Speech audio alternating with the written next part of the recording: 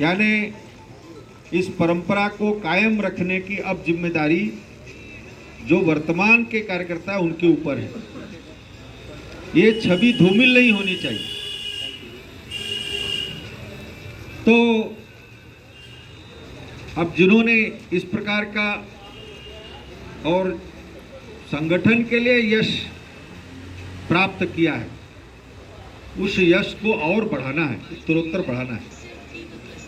दूसरा, हम लोग अभी रिटायर्ड बोल रहे थे, तो रिटायर्ड हैं बट नॉट टायर्ड। हाँ, तो अनीस जी ने भी कहा अभी 40 साल और काम करना है, यानी तो भगवान से अपेक्षा इच्छा है। ये जो अवकाश मिला है हमको, अवकाश प्राप्त हुए हैं, तो अवकाश प्राप्त हुआ है हमको किस बात के लिए?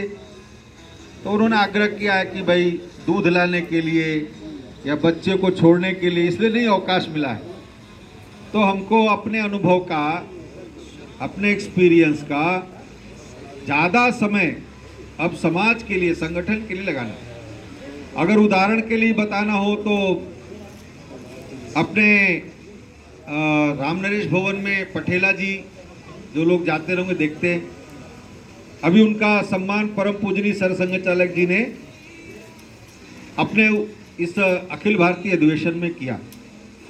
इतनी अधिक आयु में भी अपना जो ये निकलता है मासिक विश्वकर्मा संकेत, उसका जो अंग्रेजी वर्जन है, बड़े ही कुशलता से पटेला जी नियम से कार्यालय में आते थे और शाम को जाते थे। अपना भोजन साथ में लेकर के आते थे, कार्यालय का नहीं खाते थे। बड़े मुश्किलों से कभी कभी उनको कुछ चीजें चखाई जाती थी। ये होता है, खाएं समाज का, अरे खाएं घर का, करे समाज का।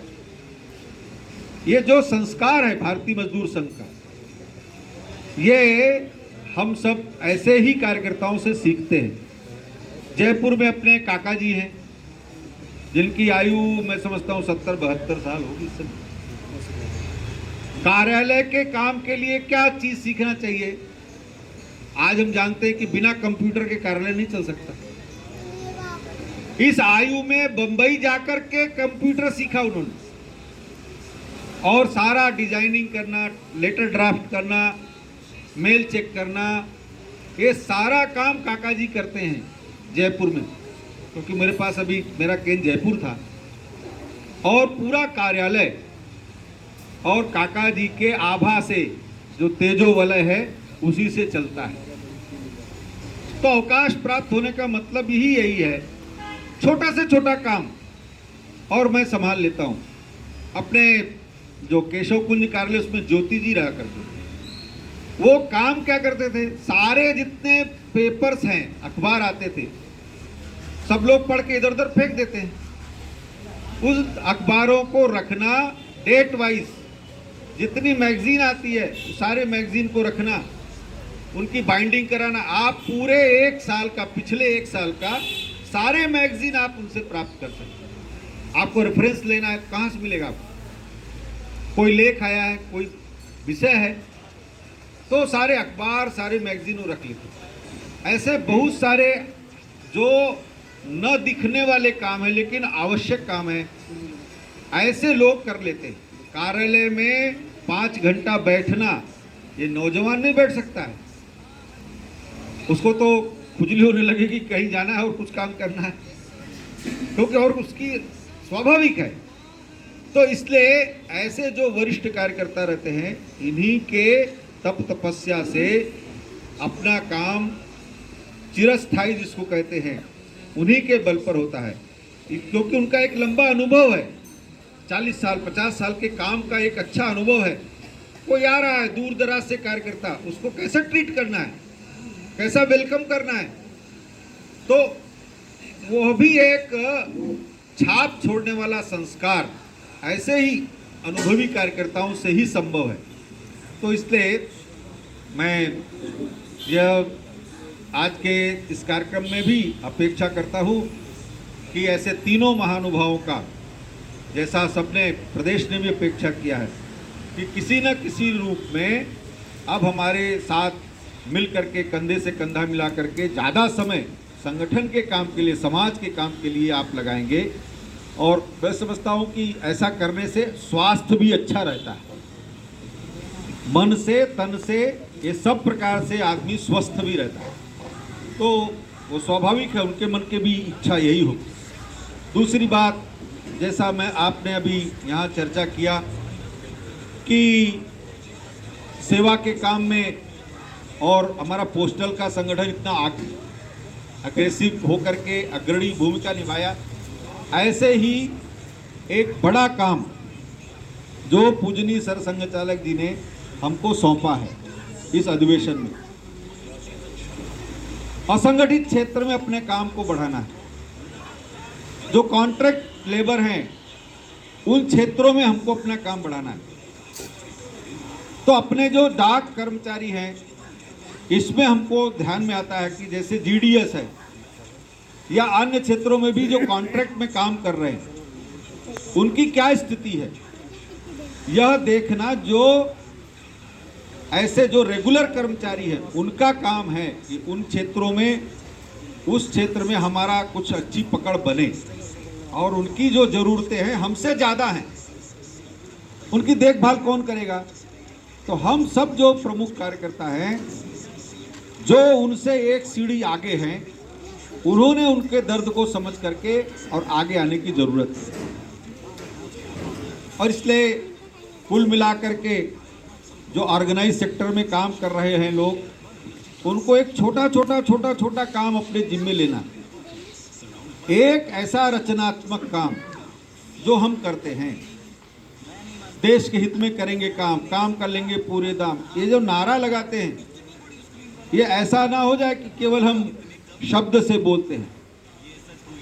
मैं एक छोटा काम करता हूँ यानी देश का काम करता हूँ, ऐसा बताने लायक कोई काम अपने जिम्मे एडॉप्ट करना, गोद लेना। इस दिल्ली महानगर के अंदर अगर आप सूची बनाएंगे अनऑर्गेनाइज सेक्टर में काम करने वालों के लिए, तो हजारों में ऐसे यूनियन संगठन ध्यान में आएंगे। इसलिए अपने सूची बनाना, उनमें से एक काम शुरू करना और संतोष जी को बताना कि मैं एक काम ये ले रहा हूँ। बहुत बड़ी बड़ी बातें करने से संगठन बड़ा नहीं होता है। छोटा से छोटा काम I will do my self, मतलब मैं स्वयं करता हूँ एक अच्छा काम, वो जीवन को संदेश, एक संतोष देने वाला और समाज को संदेश देने वाला होता है। इसलिए ये जो पूजनीय सरसंघ चालक जी ने कहा है कि अनऑर्गेनाइज सेक्टर अब अपना मजबूत होना चाहिए, तो हमारे लिए पाथे है, एक प्रकार से आज्ञा है। अब उसको सबको करना है, कोई भी ना छूटे। बड़ा से बड़ा पदाधिकारी, एक यूनियन, एक काम, ये हमको गोद ले। इसलिए उस तरफ भी ध्यान देना है। दूसरा तात्कालिक एक विषय श्री राम जन्मभूमि मंदिर निर्माण का चल रहा है। हम सब जानते हैं कि वर्षों की तपश्चर्या के पश्चात और इस देश का भव्य एक मंदिर, ये भारत मंदिर है एक प्रकार से, वहाँ रामलला विराजमान है और उसके लिए समूचा देश खड़ा हो रहा है। अपेक्षा किया गया है कि हर एक घर से अपना सहयोग राम मंदिर के लिए जाना चाहिए। कोई सरकार मंदिर बनवाए ये हमको स्वीकार नहीं। इसलिए संपूर्ण समाज जो भी इस देश को प्रेम करता है उससे उसका संग्रह, यह अभियान समाज में चल रहा है। हम न छूट जाएं, यह दुर्भाग्य मेरे साथ ना हो, इसकी सतर्कता आपको रखनी है और हम 4-6 लोगों को और इसमें जोड़ें। यह भाग्य इस जीवन में आज हमें ही मिलने वाला है। आंदोलन को ऐसे चलाते चलाते बहुत सारे लोग चले गए। आज हमारे बीच में माननीय अशोक सिंघल जी नहीं है, आचार्य गिरिराज किशोर जी नहीं है। आज वो होते तो कितना प्रसन्न होते। इसलिए एक बड़ा काम अपने जीवन के लिए सौभाग्य प्राप्त हुआ है, तो यह हमारे लिए ऐसा ना हो कि हम उससे वंचित रहें। इस महायज्ञ के अंदर हम भी प्रतिभागी बने, इसकी लालसा तमन्ना हम सब रखें।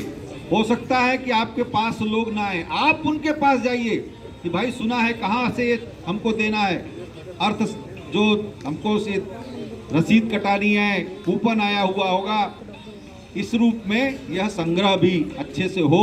इसलिए मैं सब जगह ये विषय रख रहा हूँ कि कई बार हम लोग भारतीय मजदूर संघ में काम करते करते और अन्य कामों की तरफ ज़्यादा ध्यान नहीं जाता है। तो अपना संगठन केवल भारतीय मजदूर संघ में यूनियन चलाना मात्र नहीं है, तो इससे एक कदम और आगे समाज के लिए हम उपयोगी और एक साधन के रूप में खड़े हों, तब जाकर के सच्चा भारत माता की जय होगी। भारत माता की जय करना यानी उस 40-42 करोड़ लोगों का ध्यान रखना जो अनऑर्गेनाइज्ड लोग हैं, और उसकी डायरेक्ट जिम्मेदारी हमारे ऊपर है। इसलिए हमारी पंक्ति में जो पीछे खड़ा व्यक्ति है उसकी ओर चिंता करने का दायित्व हमारे ऊपर है। इसको ध्यान में रखते हुए और हम सब अपने काम को और गति देंगे। और आज के अवसर पर जो हमारे वरिष्ठ ऐसे कार्यकर्ता अवकाश प्राप्त हो रहे हैं, उनको मैं अपने तरफ से फिर से और शुभकामना व्यक्त करता हूं, और आप सभी को भी यह शुभकामना देते हुए कि हम सब आपके पथ पर और अग्रसर हों, ताकि भारतीय मजदूर संघ का नाम वास्तव में जो इन्होंने और स्थापित किया है उसको सच्चा पक्का हम स्थापित कर सकें। इतनी बात करके मैं अपने 2 शब्द समाप्त करता हूं। बहुत बहुत धन्यवाद।